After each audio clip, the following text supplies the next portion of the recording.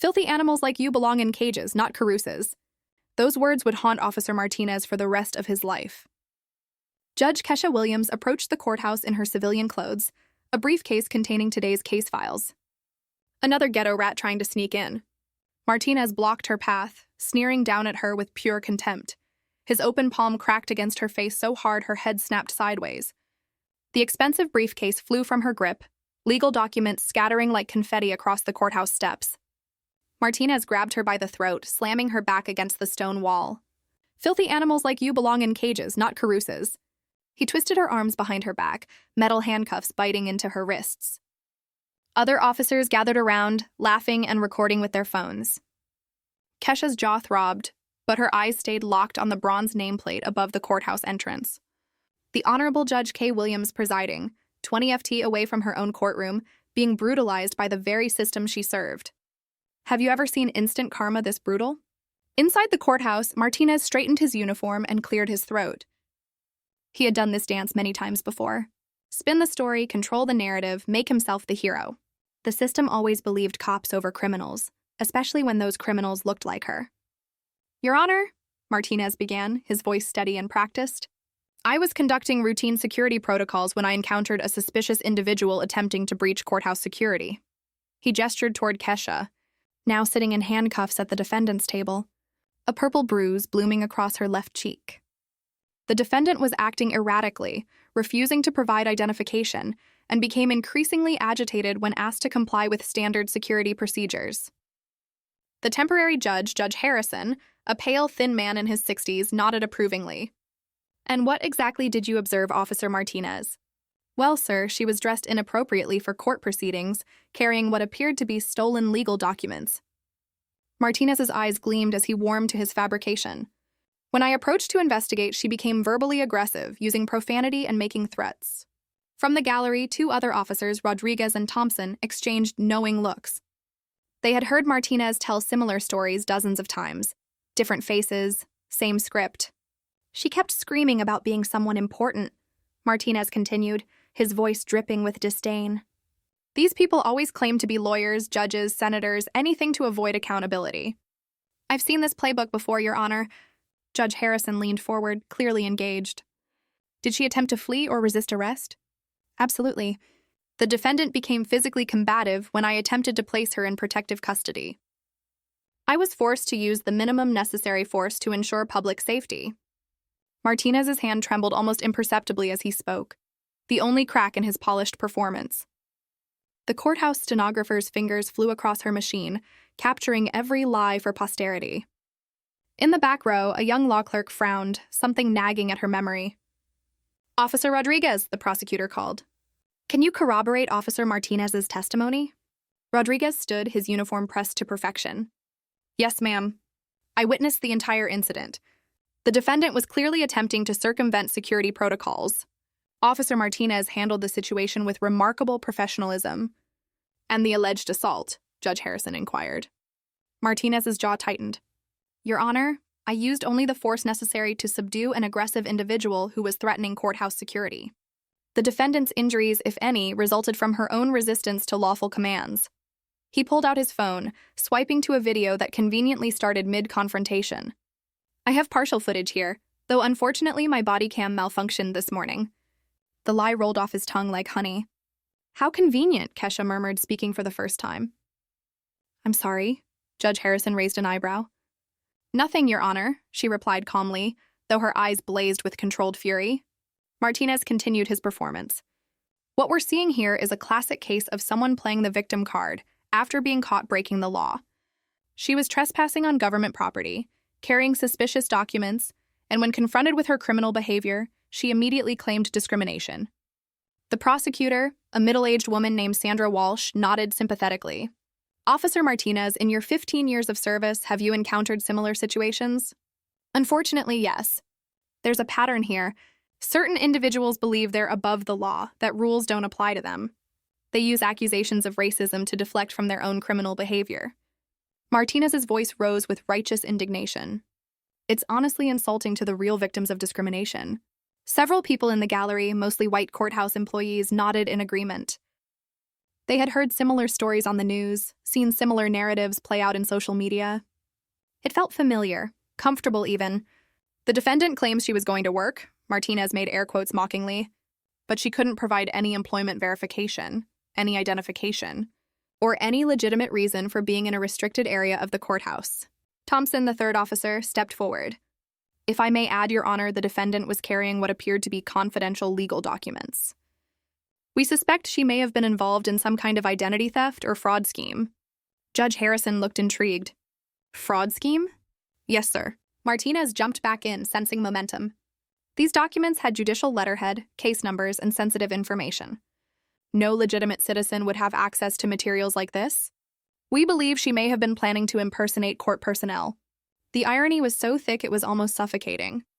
But Martinez pressed on, oblivious to the trap he was setting for himself. In my professional opinion, he concluded, this is simply another case of someone trying to game the system. She knows if she can make this about race, about alleged police brutality, she can distract from her actual crimes. It's a calculated manipulation of public sympathy. He turned to face Kesha directly, his eyes cold and contemptuous.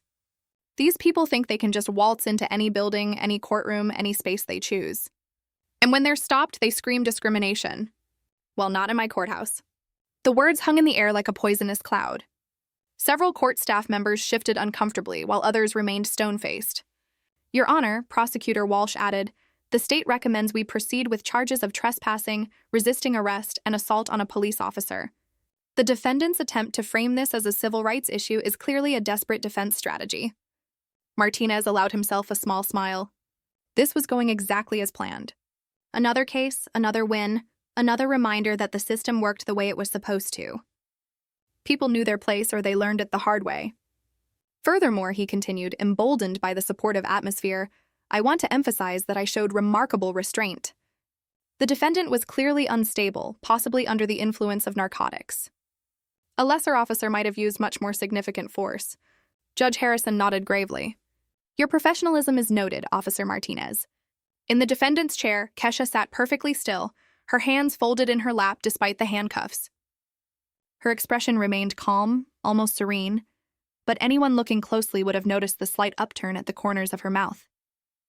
She was taking mental notes of every lie, every fabrication, every detail that would soon unravel Martinez's career and reputation. The officer had no idea he was testifying in front of the very person who had the power to destroy him. Is there anything else you'd like to add, officer? Judge Harrison asked. Martinez straightened his shoulders. Just that incidents like this remind us why we need strong law enforcement. Some people only understand authority when it's backed by force. The defendant learned today that actions have consequences. He had no idea how prophetic those words would prove to be. The prosecutor smiled confidently. The state rests its case against this defendant, Your Honor. The evidence clearly shows a pattern of criminal behavior and resistance to lawful authority. As Martinez stepped down from the witness stand, he caught Kesha's eye one final time. He winked at her, a gesture of complete dominance, total victory. It would be the last moment of triumph in his entire career. The defendant may now present her statement, Judge Harrison announced, his tone suggesting this would be a mere formality before sentencing. Kesha Williams rose slowly from her chair, the handcuffs clinking softly as she moved. Despite the purple bruise on her cheek and the disheveled state of her clothes, she carried herself with an unmistakable dignity that made several people in the courtroom shift uncomfortably. Thank you, Your Honor. Her voice was clear, controlled, and carried an authority that seemed to fill the entire room. I appreciate the opportunity to address these allegations. Judge Harrison blinked. Something in her tone was unexpected, professional, in a way that didn't match the narrative he'd been presented. First, I want to clarify several factual inaccuracies in Officer Martinez's testimony. Kesha's eyes swept the courtroom methodically, landing on each person who had supported the officer's lies. According to his statement, I was trespassing on government property. However, I was walking on a public sidewalk approaching the main entrance of this courthouse at approximately 8:47 a.m. She turned slightly, addressing Judge Harrison directly. Your Honor, I'm sure you're familiar with the Supreme Court ruling in HGV's Committee for Industrial Organization, which clearly establishes that public sidewalks adjacent to government buildings are traditional public forums where citizens have a constitutional right to be present. The stenographer's fingers paused mid-stroke. The prosecutor frowned. This wasn't the rambling emotional outburst they'd expected from someone facing serious charges. Furthermore, Kesha continued, Officer Martinez testified that I was carrying suspicious documents and suggested I was involved in identity theft. I'd like to examine that claim more closely. She gestured toward the evidence table where her scattered papers had been collected. Those documents are indeed authentic legal materials.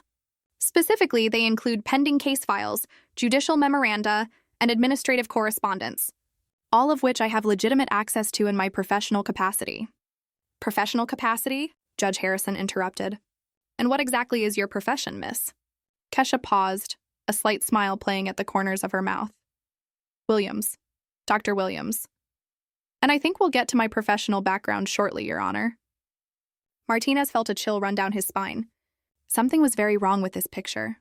Your Honor, if I may continue, Kesha said, her voice taking on the cadence of someone completely comfortable in a courtroom setting. Officer Martinez also testified that I became verbally aggressive and used profanity. I'd like to address that claim by invoking my Fifth Amendment right to remain silent regarding any statements I may have made during the alleged incident. She paused, letting that sink in. However, I will note that any statements I did make were in direct response to being physically assaulted without provocation, warning, or legal justification. The young law clerk in the back row sat up straighter. Something about this woman's voice, her mannerisms seemed familiar. Now, regarding the officer's claim that his body cam malfunctioned, Kesha continued. And now there was steel in her voice. Your Honor, I'm sure you're aware of the federal rules of evidence, particularly Rule 106, which allows for the introduction of summaries of voluminous records. I have reason to believe that comprehensive video and audio evidence of this morning's incident exists and will be made available to this court. Judge Harrison leaned forward. What kind of evidence are you referring to?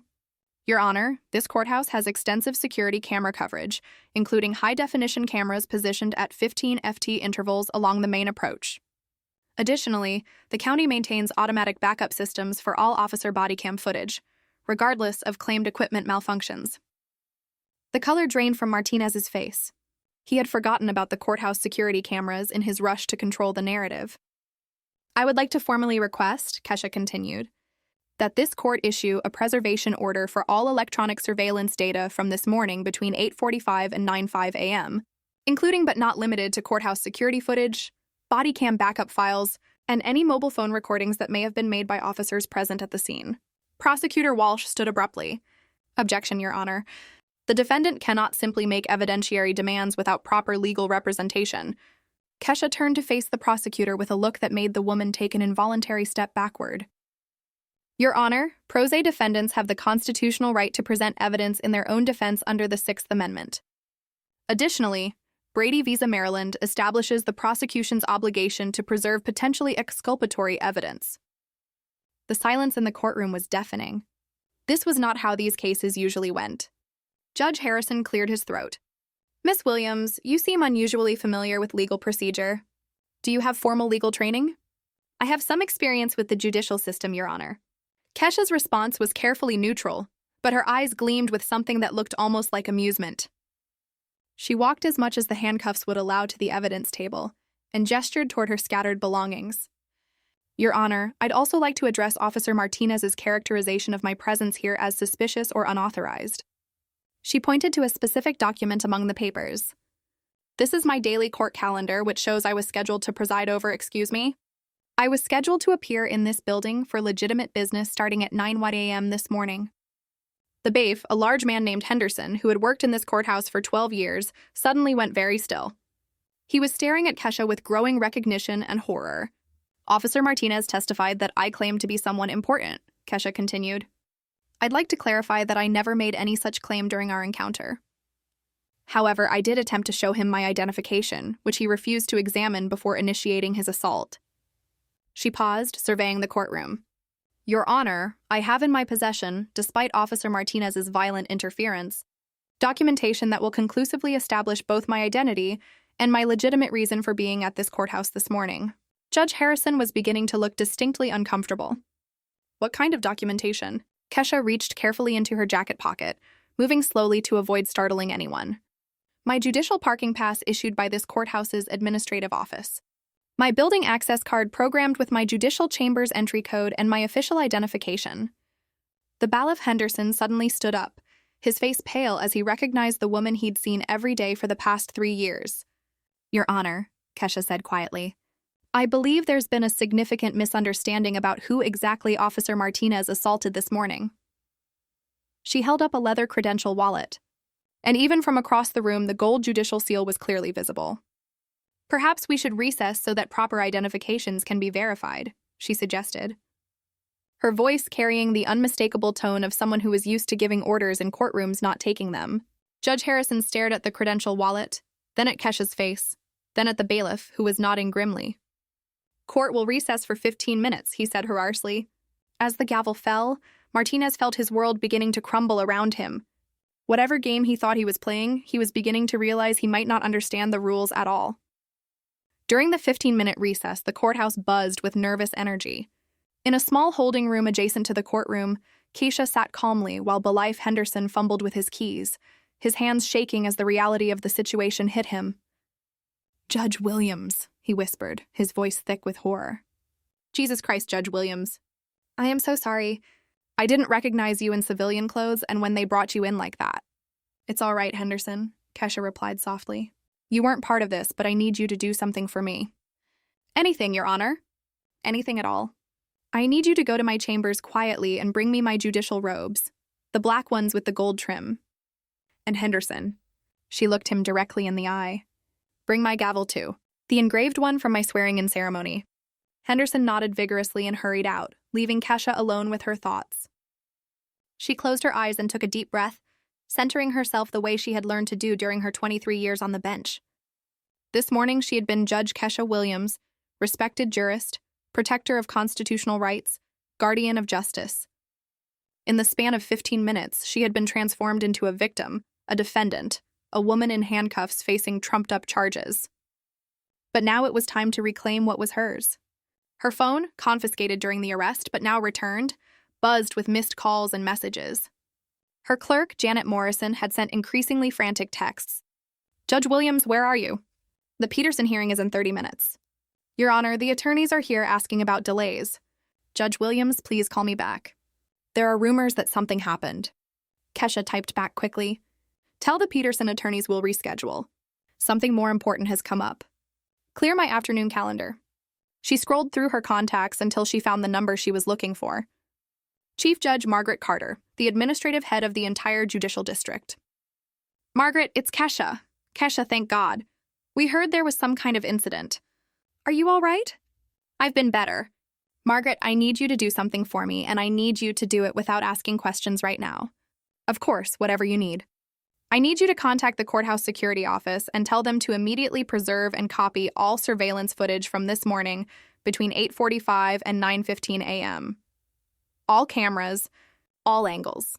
And Margaret, make sure there are multiple copies stored in different locations. There was a pause. Kesha, what exactly happened this morning? A police officer named Martinez just spent an hour testifying under oath about how he heroically subdued a dangerous criminal who was trespassing on courthouse property. Kesha's voice was steady, but there was an edge to it that Chief Judge Carter had never heard before. And the dangerous criminal was me, Margaret. On my way to work, he didn't just arrest me. He assaulted me in front of this courthouse, called me a filthy animal, and told me I belonged in a cage. The silence on the other end of the line stretched for nearly 30 seconds. Jesus Christ, Kesha, are you? What do you need? Should I call the FBI, the Attorney General's office? Not yet. Right now, I need those surveillance recordings secured, and I need you to make some phone calls. I want every case Officer Martinez has testified in over the past 5 years pulled and reviewed. Every single one. Consider it done. But Kesha, you can't handle this case yourself. There's a conflict of interest. And Margaret, in about 10 minutes, I'm going to walk back into that courtroom wearing my judicial robes. Officer Martinez is going to learn exactly who he assaulted this morning, and more importantly, who has the power to ensure he faces the consequences of his actions. Henderson returned carrying a garment bag and a small wooden box. Your robes, Your Honor. Obisure and your gavel. Kesha stood and unzipped the garment bag, revealing the flowing black judicial robes that had been her armor for over 2 decades. As she slipped them on, she felt the transformation begin. The fabric settled on her shoulders like a mantle of authority. Each fold a reminder of the power she wielded, the oath she had taken, the justice she was sworn to protect. She opened the wooden box and lifted out her ceremonial gavel, its weight familiar and comforting in her hand. Engraved on its handle were the words, "Justice is blind, but she sees all." "Henderson," she said, adjusting her robes, "when we return to that courtroom, I want you to announce to me properly." "Yes, Your Honor." "How would you like to be announced?" Kesha Williams straightened to her full height, every inch the federal judge she had been for the past 23 years. The Honorable Judge Kesha Williams presiding. She looked at herself in the small mirror on the wall. The bruise on her cheek was still visible, but now it served a different purpose. It wasn't just evidence of Martinez's brutality. It was a symbol of how far the system had fallen and how completely it was about to be restored. When court resumes, Officer Martinez will learn what justice really means. All rise.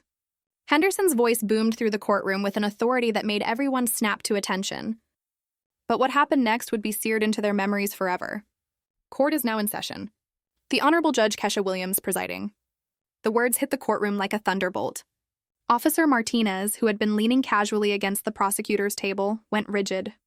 Judge Harrison, still seated in what he now realized was not his chair, turned pale as death. The prosecutor's mouth fell open. Kesha Williams entered through the judge's chamber door, wearing her full judicial robes, the gold trim catching the overhead lights. She moved with the measured pace of someone who had walked this path thousands of times before. In her right hand, she carried her ceremonial gavel. The silence was absolute. Not a single person dared to breathe. She took her place behind the bench, and sat down slowly, deliberately. Her eyes swept the courtroom, taking in every shocked face, every dropped jaw, every person who was finally beginning to understand the magnitude of what had just happened. "Officer Martinez," she said quietly, her voice carrying the full weight of judicial authority. "You may remain standing." Martinez looked like he was about to vomit. His face had gone from red to white to green in the span of 30 seconds. "Your Honor," Judge Harrison stammered, rising from his chair. I mean to say Judge Harrison." Kesha interrupted, her tone crisp but not unkind. "Thank you for managing my courtroom during my unexpected delay. You may return to your own docket. I'll handle this matter from here." Harrison practically ran from the courtroom, his robes billowing behind him like he was being chased by demons. Kesha turned her attention back to Martinez, who was now visibly shaking. "Officer Martinez, approximately 2 hours ago, you testified under oath in this courtroom.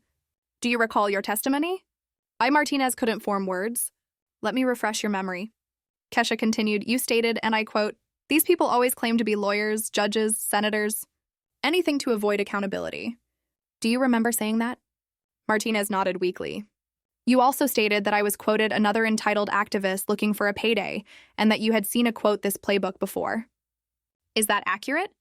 The courtroom was so quiet that the hum of the air conditioning sounded like a roar. And perhaps most memorably, Kesha's voice grew colder. "You stated that people like me need to learn that, quote, 'actions have consequences.'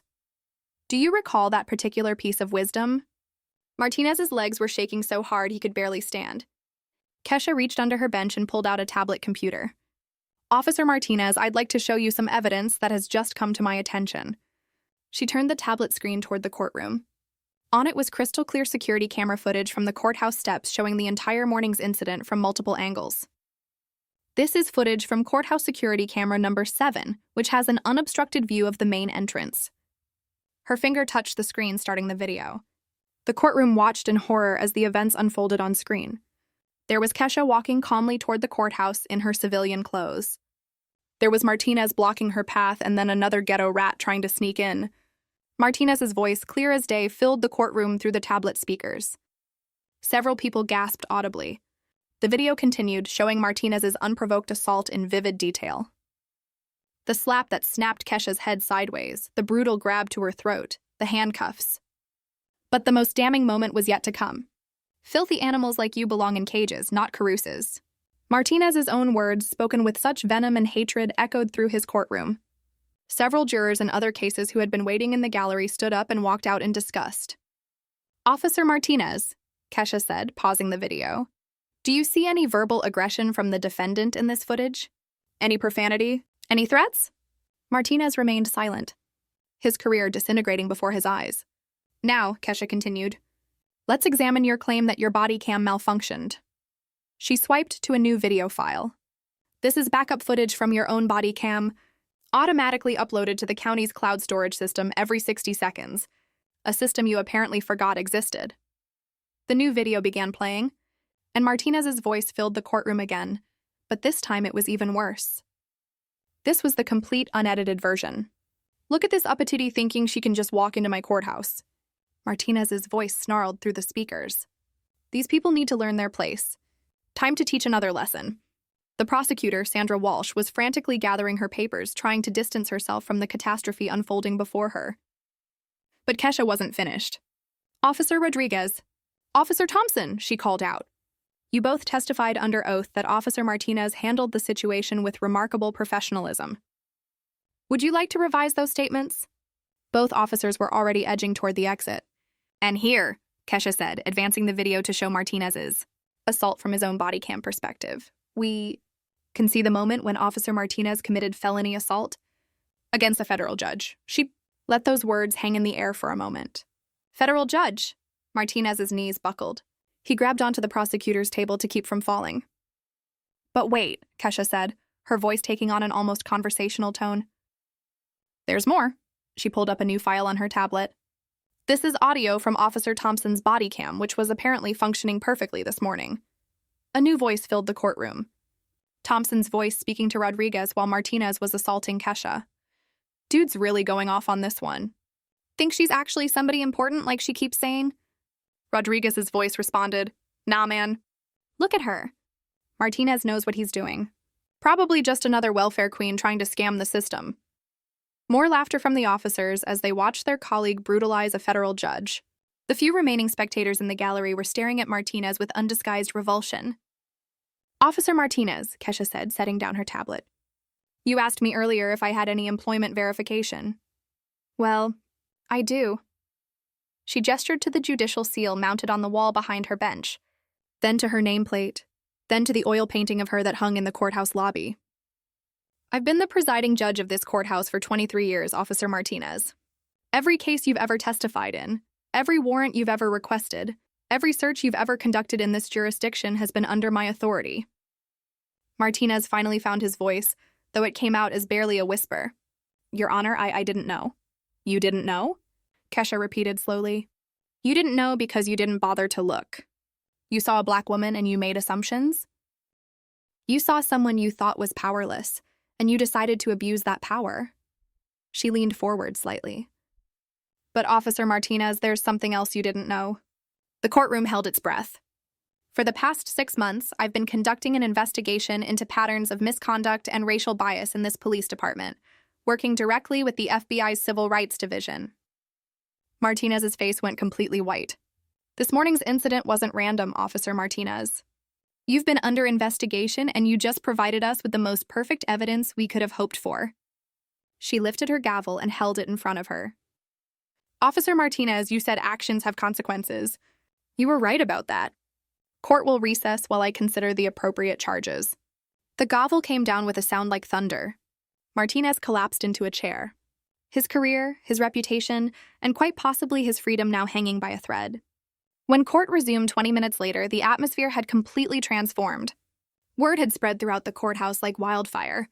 Lawyers, clerks, buffs, and court reporters had quietly filed into the gallery, drawn by whispers of the most spectacular courtroom rehearsal in the building's history.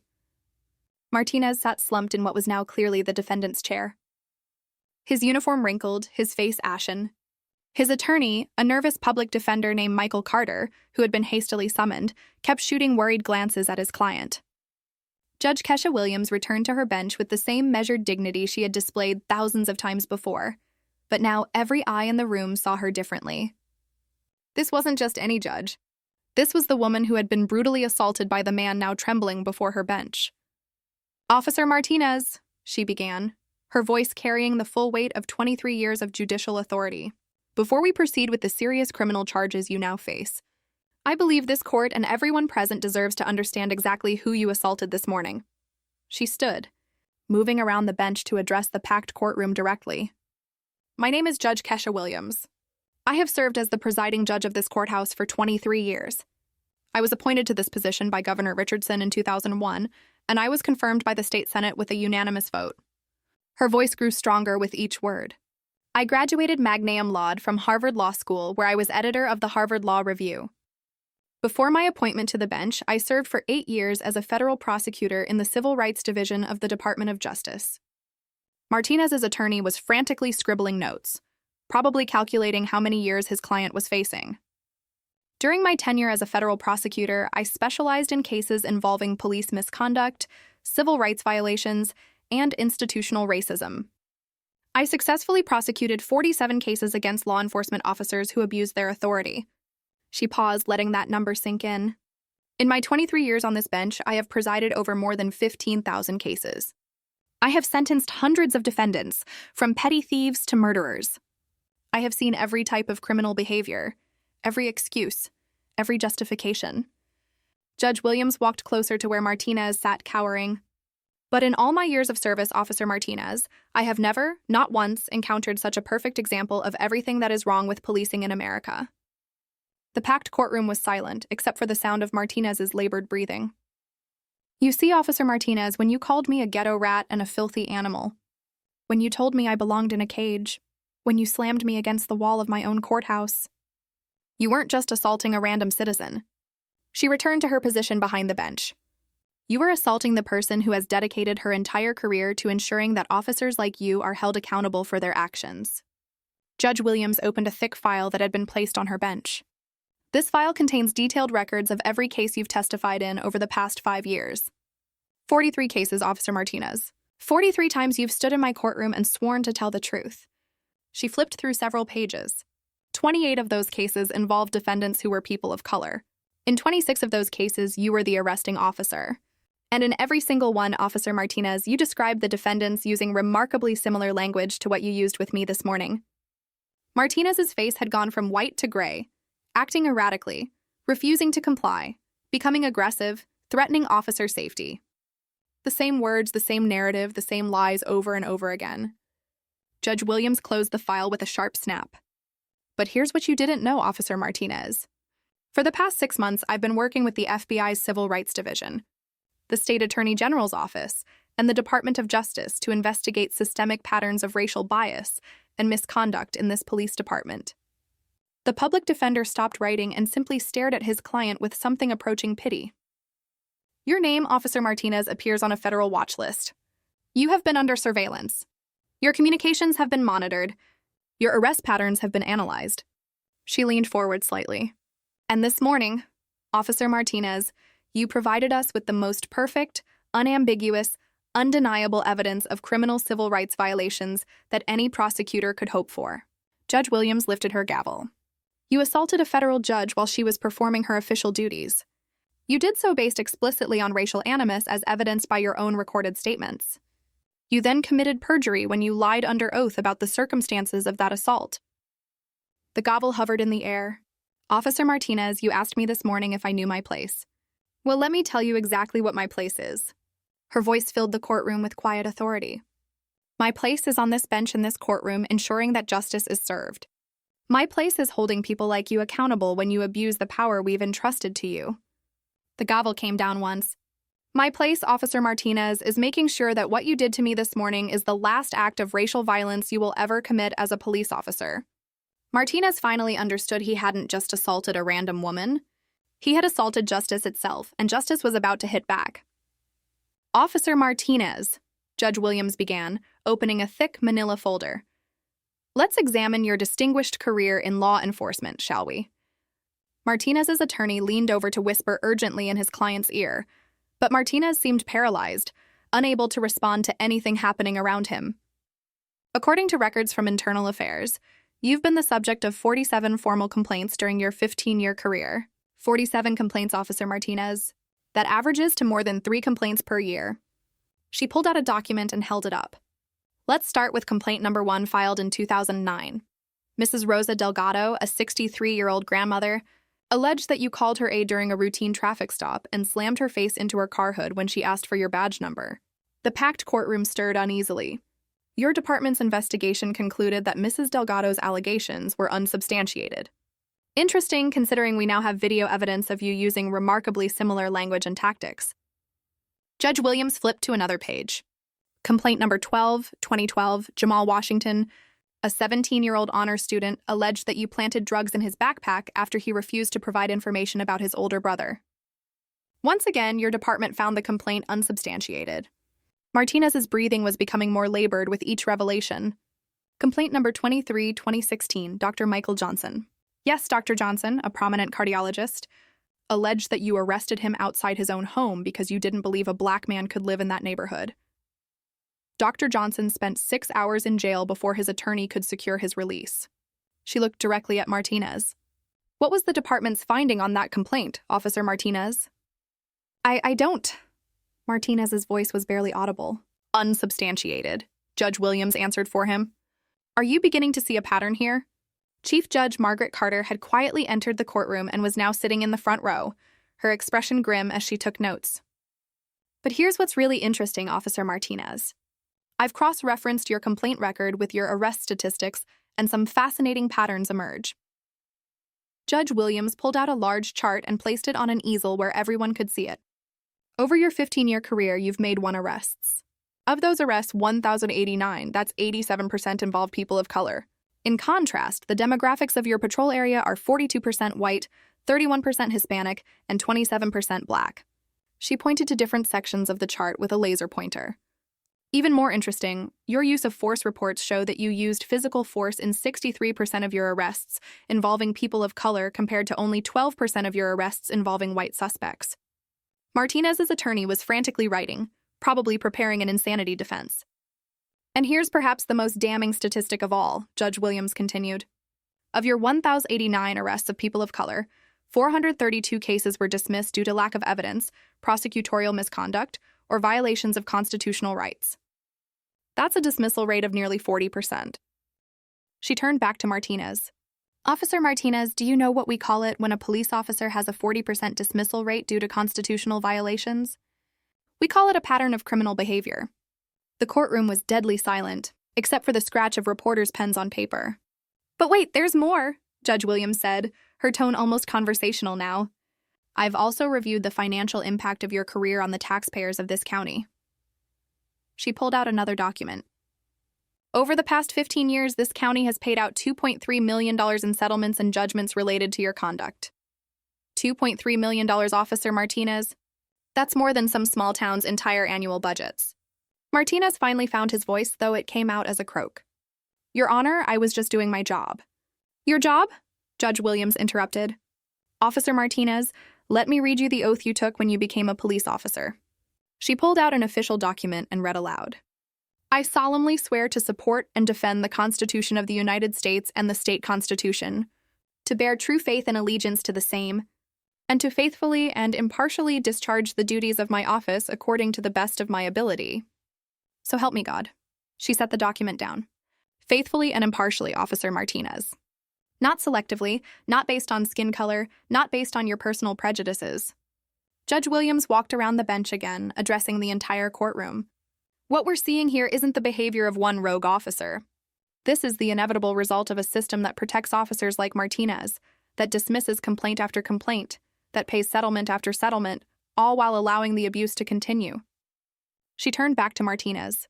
But that system failed you today, didn't it, Officer Martinez? Because today you chose to assault someone who had the power to expose everything. Martinez's head dropped into his hands. Officer Martinez, you spent this morning telling this court that people like me need to learn our place. Well, I think it's time you learned yours. Judge Williams returned to her bench and lifted her gavel. Your place, Officer Martinez, is in a defendant's chair facing the full consequences of 15 years of criminal behavior. The gavel came down with finality, and that's exactly where you're going to stay. Judge Williams stood behind her bench, her judicial robes flowing around her like armor forged from justice itself. The packed courtroom held its collective breath as she prepared to deliver what everyone knew would be a historic verdict. Officer Martinez, she began, her voice carrying the weight of centuries of jurisprudence. Before I render judgment in this matter, I want to address not just you, but everyone in this courtroom and everyone who will hear about what happened here today.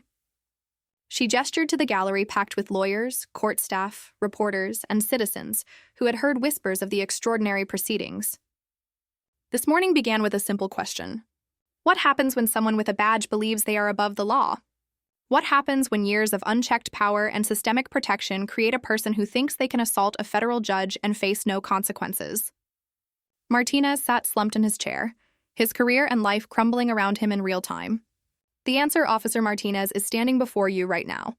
Judge Williams picked up her gavel, the same one that had been engraved with the words, "Justice is blind, but she sees all," on the day she took her oath of office. For 15 years, you have terrorized this community. For 15 years, you have violated the constitutional rights of citizens whose only crime was existing while black or brown. For 15 years, you have made a mockery of the badge you were sworn to honor.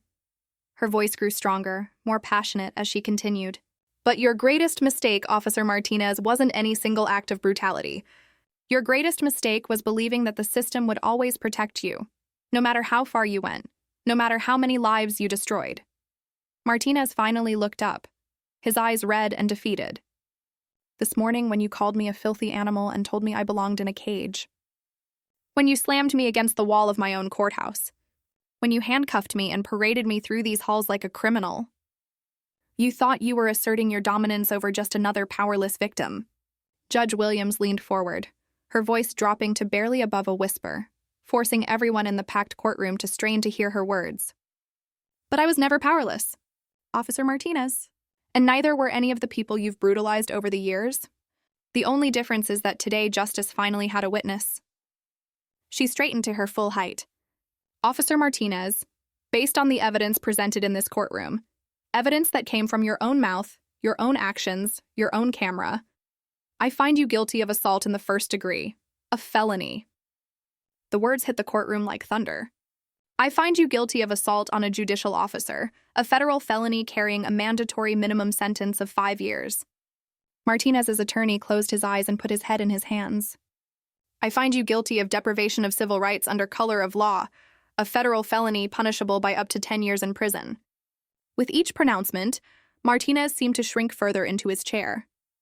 And I find you guilty of perjury in the first degree for your false testimony given under oath in this very courtroom. Judge Williams paused, letting the weight of those charges settle over the room. But Officer Martinez, this case was never really about you.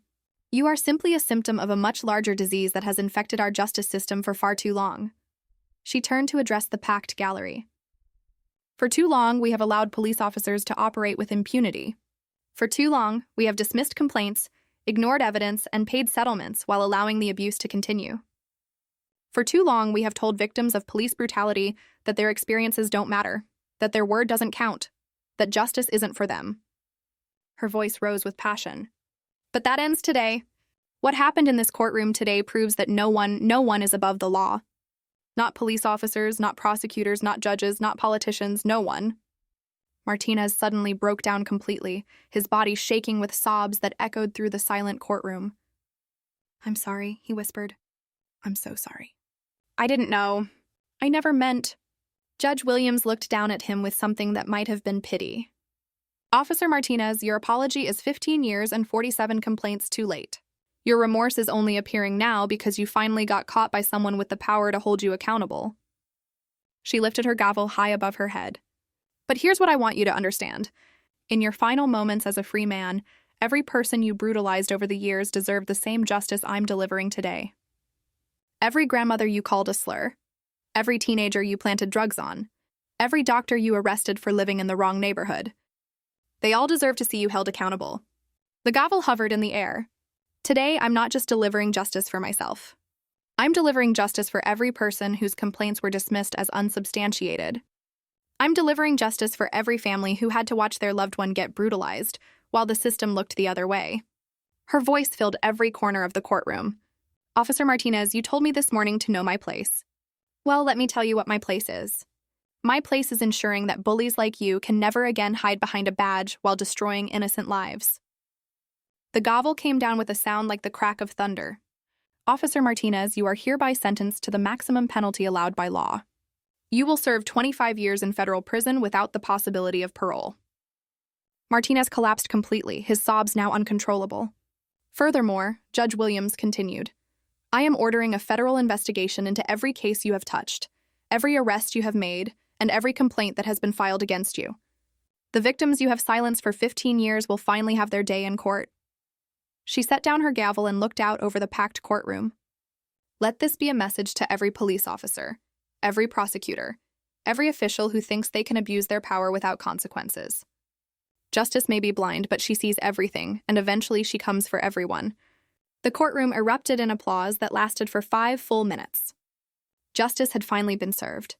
6 months later, the ripple effects of that historic morning continued to transform the entire justice system. Officer Martinez was serving his 25-year sentence in federal prison, where his fellow inmates had learned about his crimes through news coverage. His badge, his pension, his freedom, all gone. The man who once terrorized an entire community now spent his days in protective custody, finally understanding what it felt like to be powerless. But Martinez's downfall was just the beginning. The federal investigation Judge Williams ordered uncovered a web of corruption that reached deep into the police department's command structure. 12 officers were terminated, 4 supervisors were criminally charged. The entire department was placed under federal oversight. Chief Judge Margaret Carter established new protocols requiring automatic federal review of any case involving allegations of police misconduct against judicial personnel.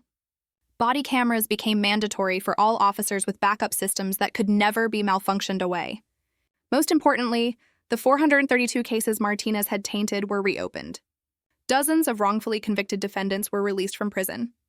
Hundreds more had their charges dropped or sentences reduced. The county paid out an additional $8.7 million in compensation to Martinez's victims, money that came directly from the police department's budget.